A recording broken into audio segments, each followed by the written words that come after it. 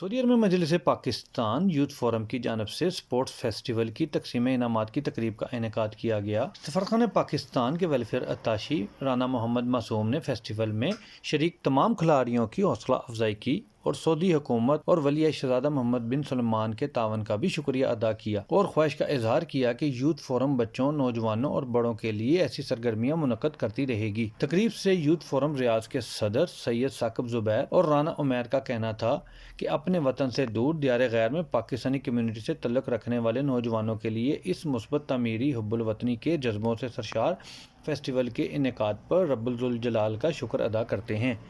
دیگر مقررین میں شجاعت اللہ خان، میاں ساجد، ریاض شاکر، محمد ابراہیم جٹ، رانا عمیر روف نے بھی خطاب کیا۔ ماڈل اسٹیل، آؤ ایک مضبوط گھر بناتے ہیں۔